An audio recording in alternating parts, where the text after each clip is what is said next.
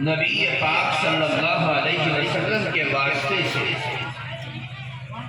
شریعت دین محمدی کے تابع بنا کر جن کو اللہ تعالیٰ نے اس دنیا میں رچایا بسایا پھیلایا، ان میں ایک نمبر پر انسان ہیں، دوسرے نمبر پر جنات۔ باقی ان کے علاوہ جتنی مخلوق ہے اللہ تعالیٰ نے چاہے وہ مخلوق جمادی ہو یا حیوانی، بولنے والی ہو یا نہ بولنے والی، ہر مخلوق کو اللہ تعالیٰ نے خدمت کے لیے پیدا کیا ہے۔ ساری کائنات کا ذرہ ذرہ انسان اور جنات کی خدمت پر لگا ہے، اور پروردگار عالم ان سے کام لے رہا ہے۔ انسان اور جنات کو اللہ تعالیٰ نے مکلف بنایا ہے، ان کے دماغ میں عقل رکھی ہے، اور اس عقل کو دینے کے بعد اللہ تعالیٰ نے حکم دیا ہے کہ اس عقل کو استعمال میں لاؤ اپنے پروردگار کی عبادت اور بندگی میں۔ چنانچہ انسانوں اور جناتوں کو اللہ تعالیٰ نے پابند بنایا ہے کہ تمہیں یہ کھانا ہے یہ نہیں کھانا، تمہیں یہ پینا ہے یہ نہیں پینا، تمہارے لیے یہ کام جائز ہے یہ ناجائز ہے، تمہارے لیے یہ چیز اعلیٰ ہے یہ چیز افضل ہے۔ یہ تمام چیزیں اللہ تعالیٰ نے انسان اور جنات کو اپنے سخت ترین آرڈر کے ذریعے سے پابند کیا۔ ساری کائنات میں افضلیت اور فضیلت انسان کو اللہ تعالیٰ نے ایک عمل کی وجہ سے دیا۔ عقل اپنی زندگی کو گزارنے کے لیے ہر حیوان کو اللہ تعالیٰ نے عقل دی ہے۔ وہ جانتا ہے کہ مجھے یہ ہرا چارہ کھانا ہے، مٹی نہیں کھانی۔ وہ جانتا ہے کہ مجھے لکڑی نہیں کھانی، پتے کھانے۔ جانور جانتا ہے کہ مجھے خشکی میں نہیں رہنا، پانی میں تیرنا ہے۔ جانور جانتا ہے کہ مجھے پتھر کو چاٹ کر اپنی زندگی کو گزارنا ہے، مٹی نہیں کھا سکتا۔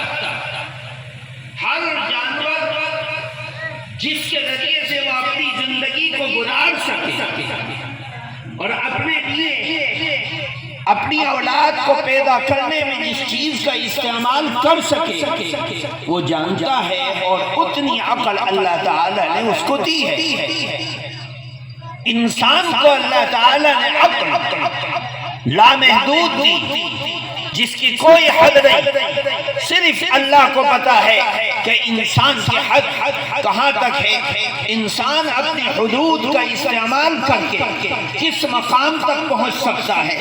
زمین کے تہوں میں پہنچ سکتا ہے، آسمان کی فضاؤں میں پہنچ سکتا ہے، ستاروں میں پہنچ سکتا ہے، چاند پر قدم رکھ سکتا ہے، پہاڑوں کے ریگزاروں میں پہنچ سکتا ہے، صحرا اور سمندروں میں پہنچ سکتا ہے، سمندروں کی تہوں میں پہنچ سکتا ہے۔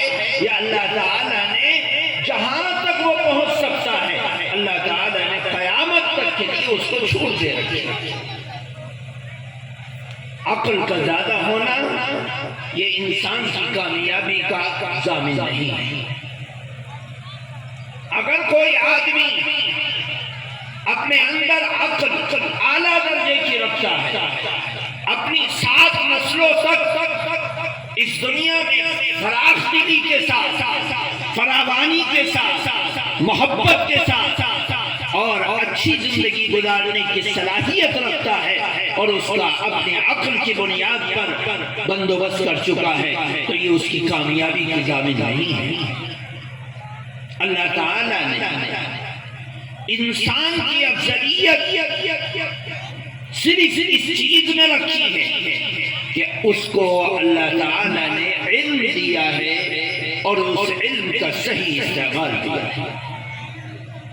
اگر کوئی آدمی علم کے بغیر زندگی گزار رہا ہے تو وہ ایک ویران گھر کی طرح، جس کی زندگی گزر رہی ہے بس وہ ایک پتھر کی لکیر ہے کہ جس کو یہ کہا جائے کہ لکیر کا فقیر ہے، جیسی لکیر کھینچ لی کہ بس تجھے ایسے چلنا ہے، وہ اپنی زندگی گزارے گا، اس کے علاوہ کچھ نہیں پتا۔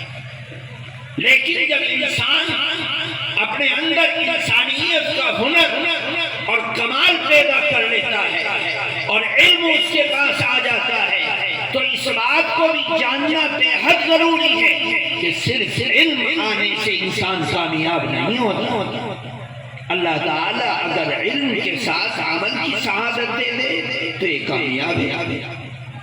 اس بات کو بھی سمجھنے کی ضرورت ہے کہ دنیا میں کوئی ڈاکٹر بنے، انجینئر بنے، فلاسفر بنے، سائنسداں بنے، بڑے سے بڑا نامی گرامی بن جائے، انسان اپنے اندر کتنی ہی معلومات پیدا کر لے اس کو علم نہیں کہا جائے گا، بلکہ معلومات میں اضافہ کہا جائے گا کہ ایک انسان موٹر باندھنا جان گیا، ایک انسان کار بنانا جان گیا، ایک انسان مکان بنانا جان گیا، ایک انسان کھیتی باڑی کرنا جان گیا، ایک انسان باغبانی جان گیا، ایک انسان سڑک بنانا جان گیا، ایک انسان علاج کرنا جان گیا۔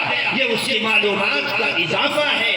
علم وہ ہے جس کو اللہ اور اس کا رسول قبر سے نیچے، ماں کے پیٹ سے لے کر قبر کے پیٹ تک، زمین سے نیچے آسمان کے اوپر تک کا علم، جہاں تک انسان کی عقل اور سمجھ اس استدی میں پہنچ نہیں سکتی، اس کو کہا جائے گا کہ یہ علم جو ڈائریکٹ اللہ سے